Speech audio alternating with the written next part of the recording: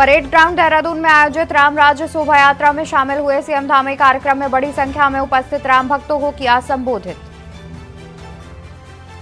CM Dhami ने शासकीय अवकाश पर वन विकास निगम के नवनियुक्त सहायक लेखाकारों को दिए नियुक्ति पत्र। उच्च शिक्षा विभाग के 8 नवनियुक्तों सहायक लेखाकारों को दिए नियुक्ति पत्र। सीएम पुष्कर सिंह धामी ने उच्च शिक्षा प्रोत्साहन छात्रवृत्ति योजना का किया ऑनलाइन शुभारंभ। पीजी कॉलेज की छात्रा से भी धामी ने की बातचीत। बद्रीनाथ धाम में कड़ाके की ठंड के चलते मास्टर प्लान का रुका काम। बद्रीनाथ से लौटे 80 मजदूर और इंजीनियर। घने कोहरे की चादर से लिपटा उत्तराखंड। मौसम ने दिखाए तेवर, ठंड से कांप रहे लोग। 5 जिलों में घने कोहरे का अलर्ट जारी। कॉर्बेट टाइगर रिजर्व से लगते क्षेत्रों में लगातार वन्य जीवों के बाहर निकलने के आ रहे वीडियो। कॉर्बेट टाइगर रिजर्व के उम्मेदपुर में हाथी जंगल से निकलकर आबादी के पास पहुंचा। आप देख रहे हैं के न्यूज, खबरों का सारथी। नमस्कार, मैं हूं आपके साथ अवंतिका अवस्थी और हम बात करेंगे उत्तराखंड की खबरों पर। खबर आपको बता दें, जहां पर श्री राम की जन्मभूमि अयोध्या में बने नवनिर्मित राम मंदिर में 22 जनवरी को रामलला की मूर्ति की प्राण प्रतिष्ठा की जाएगी, जिसका देशवासियों और सनातन प्रेमियों को बेसब्री से इंतजार है। वहीं हल्द्वानी में भी रामलीला मैदान को सजाने संवारने का काम जोर शोर से चल रहा है। यहां बड़ी स्क्रीन लगा दी गई है जिसमें प्रभु श्री राम के भजन चल रहे हैं, तो वहीं बच्चे और महिलाएं भी इसे संवारने में आगे आ रहे हैं। कुमाऊनी एपड़ कला के माध्यम से इसे सजाया जा रहा है। कड़ाके की ठंड के बावजूद बच्चे और महिलाएं पेंटिंग ब्रश हाथ में लेकर पूरी तन्मयता से प्रभु श्री राम का नाम लेकर तैयारियों में जुटे हुए हैं। क्योंकि 22 तारीख को रामलला विराजमान होने जा रहे हैं, कहीं ना कहीं हल्द्वानी में भी सजावट हो रही है। आप लोग यहाँ पे सुबह से ही आते हो, 3 दिन से लगातार एपन। ये हमारी तरफ से बहुत सारा उत्साह है रामलला के प्रति, और हमारी जो महिला है वो भी इस कार्यक्रम को बहुत जोर शोर से कर रही है। हमारे साथ कुछ महिला है जो इतने प्यारे प्यारे एपर दे रही है और अपने संस्कृति का बढ़ावा भी दे रही है। आपका नाम? मेरा नाम मनस्वी रतुल्ला। सजावट में आप भी लगे हो? मैं 4th क्लास में पढ़ता हूँ और मेरा भी मन था कि मैं पेंटिंग करूँ। किसके लिए, क्यों कर रहे हो? अब मैं राम भगवान के लिए कर रहा हूँ। मंदिर बन रहा है, कितनी खुशी है? मंदिर बहुत खुशी है मुझे। अब मंदिर बन के खड़ा भी हो गया है, तो इसलिए मैं भी यहाँ पे पेंटिंग कर रहा हूँ। जा रहे हैं ये हम लोग यहाँ पे 22 तारीख के उपलक्ष्य में जो अयोध्या में राम जी की प्राण प्रतिष्ठा होने जा रही है, उसके उपलक्ष्य में हम लोग ने भी हल्द्वानी जल निगम और जल संस्थान संयुक्त मोर्चा के विभागीय कार्यों को एडीबी को देने के विरोध में कर्मियों ने धरना प्रदर्शन किया। बता दें कि उत्तराखंड पेयजल निगम कर्मचारी महासंघ के कुमाऊं मंडल अध्यक्ष शीतल शाह के नेतृत्व में कर्मचारियों ने तिकोनिया स्थित कार्यालय में 2 घंटे प्रदर्शन कर प्रशासन के माध्यम से सरकार को ज्ञापन प्रेषित किया। कर्मचारियों ने कहा कि शहरी विकास विभाग द्वारा निर्माण और संचालन विशेषज्ञ विभाग उत्तराखंड पेयजल निगम व उत्तराखंड जल संस्थान को खत्म करने की साजिश कर रहे हैं।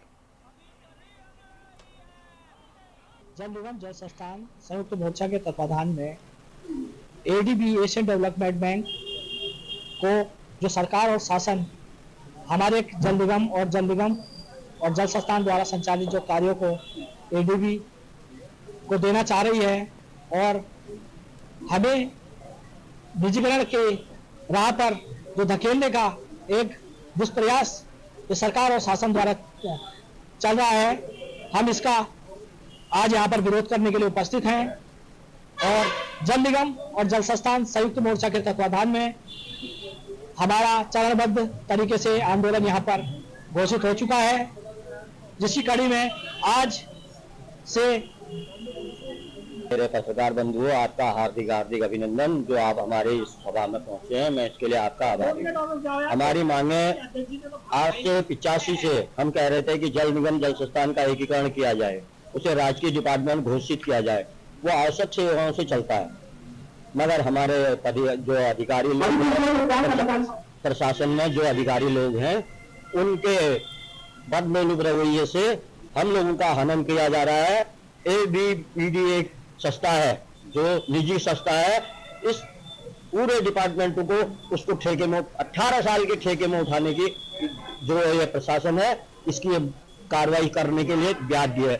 हम लोगों की मुख्य मांगे बेसिकली ये है कि जल संस्थान और जल निगम पूर्व से ही जो कार्य करते आ रहा है और उन कार्यों में बिल्कुल उनकी बेहतरीन ढंग से उन कार्यों को हमेशा से करवाता आ रहा है। उन कार्यों को उठा के अब एडीबी को सौंपा जा रहा है। तो जल निगम जैसे कि एक सेंटेज बेस्ड डिपार्टमेंट है, तो वो सेंटेज किस चीज से अर्न करेगा, उसी तरीके से हमारा जल संस्थान है वो रेवेन्यू बेस्ड डिपार्टमेंट है। तो हम चाहते हैं कि जो कार्य जिन कार्यों में हम लोग निपुण हैं उन कार्यों को हम ही से करवाया जाए, ना कि किसी बाहरी संस्था को वो कार्य दे दिया जाए। दोहरी नीतियां राज्य के अंदर ना बनाई जाए।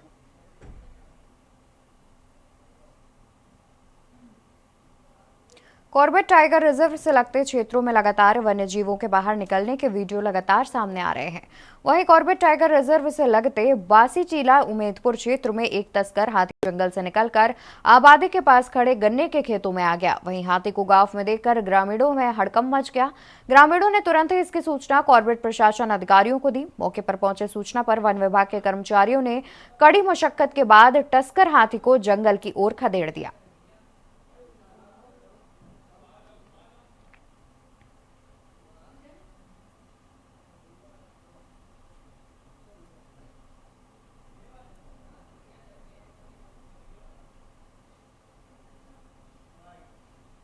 एक तस्कर अभी हमको जानकारी आया कि एक तस्कर ने गांव में घुस गया है और खेत के पास खड़ा है। तो हमारा टीम वहां पे मौजूद है। हमारा वेटरनरी टीम भी वहां पे रवाना कर दिया है। तो वहां जाके उसको अभी फॉरेस्ट की तरफ मूव करा देंगे। राम मंदिर आंदोलन में अपनी सक्रिय भूमिका निभाने वाले लालकुआं विधानसभा क्षेत्र के पूर्व विधायक नवीन चंद्र दुमका ने जेल जाने से लेकर कार सेवकों के साथ अयोध्या में रामलला को टेंट में स्थापित करने तक की बातें साझा करते हुए कहा कि 27 अक्टूबर 1990 को रामलला हम आएंगे, मंदिर वहीं बनाएंगे नारों के साथ हल्द्वानी में जुलूस निकाल रहे थे कि अचानक ही पुलिस ने उनको हिरासत में ले लिया, जहां 14 दिनों तक जेल में रखने के बाद छोड़ दिया गया। लेकिन उनका हौसला कम नहीं हुआ, जिसके बाद 29 नवंबर 1992 को कार सेवकों के साथ अयोध्या पहुंच गए। 6 दिसंबर 1992 को विवादित बाबरी ढांचे को ध्वस्त कर रात भर मलबा हटाया, जिसके बाद 8 दिसंबर 1992 को रामलला की मूर्ति को टेंट में स्थापित कर अयोध्या से वापस आए। अब कई वर्षों के बाद अयोध्या में भव्य श्री राम मंदिर का 22 जनवरी को प्राण प्रतिष्ठा होने जा रही है, जिसका उन्हें बेसब्री से इंतजार है। साथ ही बहुत जल्द परिवार के साथ वर्तमान श्री राम मंदिर दर्शन करने की इच्छा भी जताई। 15 लोग थे हम जोड़ के मंदिर में ही बनाएंगे, नारे लगाते हुए जाते। सिंधी चौराहे पर पुलिस ने आई गई, कभी शिलाएं मांगी गई, कभी पुलिस के डर से हल्द्वानी के बहुत सारे लोग शहर में जिनको गिरफ्तारी का डर था, उनमें हमारा यहाँ पर छप्पर था, चारों तरफ खेत थे, यहाँ आ जाते थे। फिर हम 2 लोगों को किसी एक आते थे। तो उसके बाद माहौल तो ऐसा था उस समय कि आपके चैनल के मार्फत सबसे पहले तो अयोध्या में राम मंदिर बनने और रामलला विराजमान होने की बहुत बहुत बधाई और शुभकामनाएं हैं। मेरा राम मंदिर आंदोलन से बहुत गहरा संबंध रहा, चाहे शिला पूजन हो, चाहे राम ज्योति हो, चाहे अस्थि कलश यात्रा हो, चाहे राम ज्योति कार्यक्रम हो, और भी गांव के अंदर प्रचार प्रसार, उसमें लगातार निरंतर मेरा प्रयास रहा और मैं सक्रिय रहा। इसी क्रम में अक्टूबर 90 में हम लोग हल्द्वानी में 15 लोग यहाँ के हल्दू चौड़ के रामलला हम आएंगे, मंदिर वहीं बनाएंगे नारे लगाते हुए जा रहे थे। तो हमको पुलिस ने गिरफ्तार कर लिया। आई गई, कभी शिलाएं मांगी गई, कभी पुलिस के डर से हल्द्वानी के बहुत सारे लोग शहर में जिनको गिरफ्तारी का डर था, उनमें हमारा यहाँ पर छप्पर था, चारों तरफ खेत थे, यहाँ आ जाते थे। फिर हम 2 लोगों को किसी एक आते थे। तो उसके बाद माहौल तो ऐसा था उस समय कि पुलिस का तो आतंक था ही। शहर का बड़ा अस्पताल होने के कारण दून मेडिकल कॉलेज अस्पताल में दूरदराज के क्षेत्र से भी प्रसव के लिए लोग आते हैं, जिनमें अक्सर सामान्य प्रसव के भी लोग होते हैं। इसको लेकर धनंजय डोभाल ने कहा कि हमने गायनी से बात करके कुछ माह का डाटा मंगाया है और ऐसा देखने में आया है कि अक्सर पेरिफेरल अस्पताल सामान्य डिलीवरी वालों को भी यहाँ रेफर कर देते हैं, जिससे क्रिटिकल डिलीवरी वाले मरीजों को परेशानी का सामना करना पड़ता है।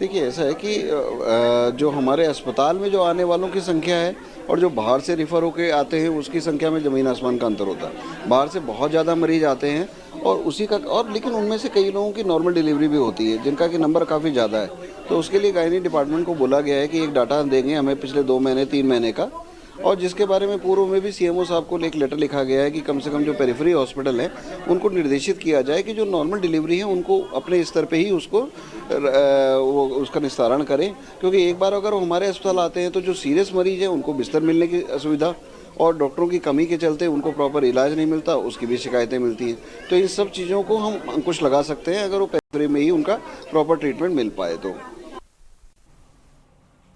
जहां कांग्रेस की पूरे देश में भारत जोड़ो न्याय यात्रा चल रही है, तो वहीं उत्तराखंड में कांग्रेस ने यह यात्रा अंकिता भंडारी को समर्पित करते हुए पहाड़ की बेटी अंकिता भंडारी को न्याय दो यात्रा शुरू कर रखी है। प्रदेश में कांग्रेस कार्यकर्ता अंकिता भंडारी को न्याय दिलाने के लिए सड़कों पर है। डोईवाला के भानियावाला में यात्रा के तहत भानियावाला से जौलीग्रांट चौक तक पदयात्रा निकाली गई, जिसमें सूबे के पूर्व कैबिनेट मंत्री और कांग्रेस नेता हरक सिंह रावत भी शामिल हुए। भाजपा सरकार के खिलाफ जोरदार नारेबाजी करते हुए मांग भी की गई।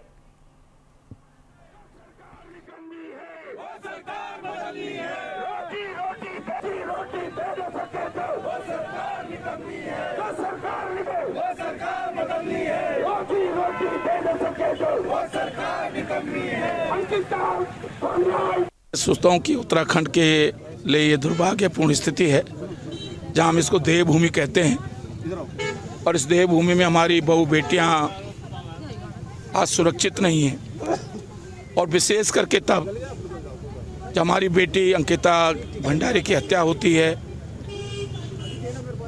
ये खुलकर पूरे प्रदेश में चर्चा है। ये तथ्य भी हैं कि उसकी हत्या किसी वीआईपी के कारण हुई,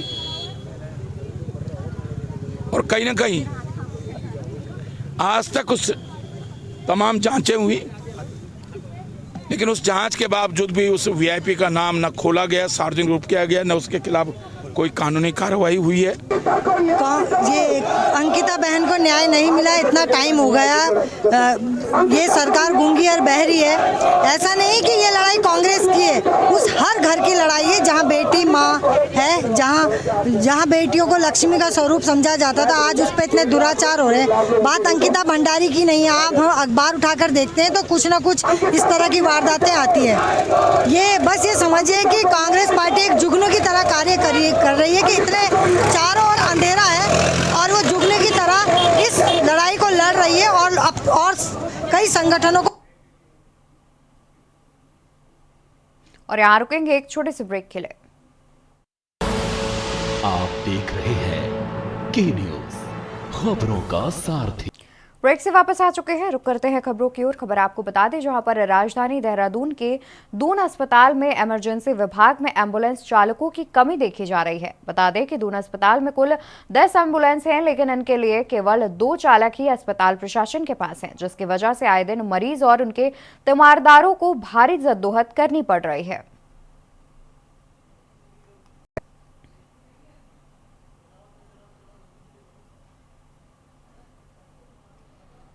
आज उद्यान में जो करोड़ों रुपए का घोटाला हुआ है उसको लेकर के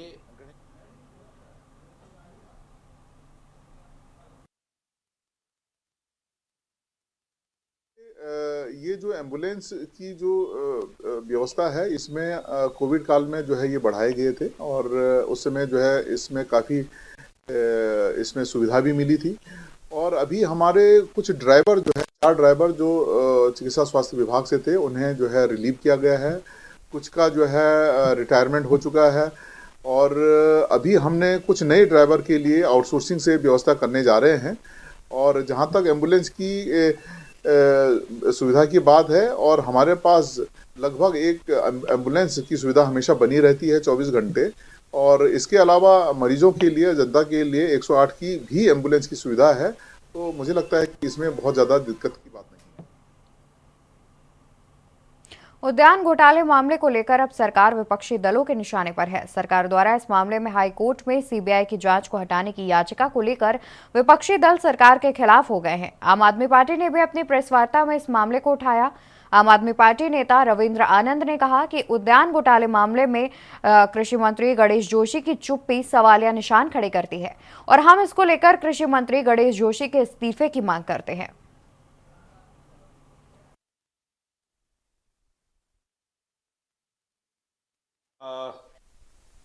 उद्यान में जो करोड़ों रुपए का घोटाला हुआ है उसको लेकर के गणेश जोशी जी के इस्तीफे की मांग की है, जो कि सूबे के उद्यान मंत्री हैं।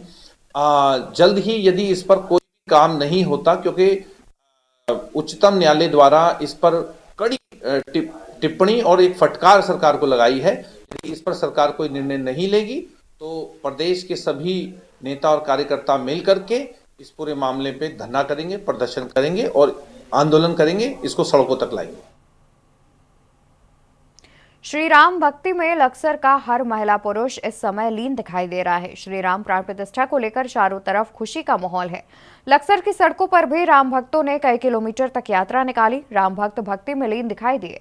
सैकड़ों महिला पुरुषों ने यात्रा में हिस्सा लिया। इन लोगों ने कहा कि राम हमारी नस नस में बसे हैं, श्री राम हमारे बच्चे बच्चे में हैं।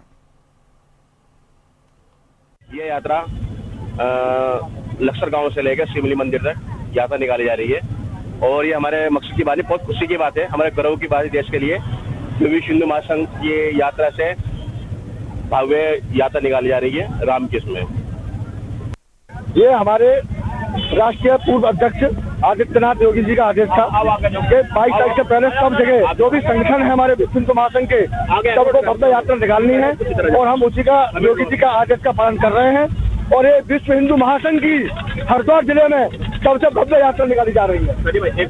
हमारे बच्चे बच्चे में राम है, गली मोहल्ले अयोध्या बना हुआ है और हर वर्ग के लोगों को इस बात की बहुत खुशी हुई है, जो युगों से हमें इंतजार था और 22 तारीख को वो पूरा है। और इसी के साथ मैं पूरे देशवासियों को बधाई देती हूँ कि अयोध्या में श्री राम मंदिर बन रहा है। जय भारत। उत्तराखंड में देश ही नहीं विदेशों से भी लाखों की संख्या में श्रद्धालु चारधाम यात्रा और मां गंगा में आस्था की डुबकी लगाने आते हैं। उत्तराखंड में स्वास्थ्य सुविधाओं की कमी के कारण कई यात्रियों और स्थानीय निवासियों को परेशानी का सामना नहीं करना पड़ता है। राज्य सरकार स्वास्थ्य सुविधाओं को दुरुस्त करने के लिए लगातार कार्य कर रही है, जिससे यात्रियों और स्थानीय निवासियों को स्वास्थ्य सुविधा में कोई कमी ना हो सके। इसके लिए सरकार डॉक्टर और नर्सों की कमी को दूर कर रही है। कैबिनेट मंत्री धन सिंह रावत द्वारा नर्सिंग अधिकारी को नियुक्ति पत्र भी दिया गया। पूरे प्रदेश में हम 3000 नर्सिंग अधिकारियों की नियुक्ति कर रहे हैं। प्रथम चरण में भी लगभग 1376 लोगों को हमने नियुक्ति पत्र भी दिए हैं और सबको वर्षवार नौकरी दे रहे हैं। हर प्रकार का जो बैकलॉग था वो भी अब हमारे राज्य सरकार ने पूरा कर दिया है। और हरिद्वार में भी आज हम जितने यहाँ पे ग्रामीण क्षेत्र के CSC PSC सब जगह नर्सिंग अधिकारियों की 100% नियुक्तियाँ करने जा रहे हैं। और मैं कह सकता हूँ कि इस साल पूरे प्रदेश में हम 11,000 लोगों को स्वास्थ्य विभाग में नौकरी दे रहे हैं, चाहे CHO हों, चाहे वार्ड बॉय हों। यहाँ भी 1000 पद हमने मेडिकल कॉलेज के लिए भी यहाँ पे कैबिनेट से पास हो गए हैं। तो जैसे लगभग 70% यहाँ मेडिकल कॉलेज का काम ही पूरा हो गया है। मुझे लगता है कि अगले सत्र से यहाँ का मेडिकल कॉलेज भी शुरू हो जाएगा। तो पूरे प्रदेश में जितने भी बेरोजगार नौजवान थे हमारे नर्सिंग के, लगभग 2020-21 तक सबका नंबर आ गया है। उत्तराखंड खबरों में फिलहाल के लिए बस इतना ही। आप दीजिए हमें इजाजत और देखते रहिए के न्यूज़ इंडिया। नमस्कार।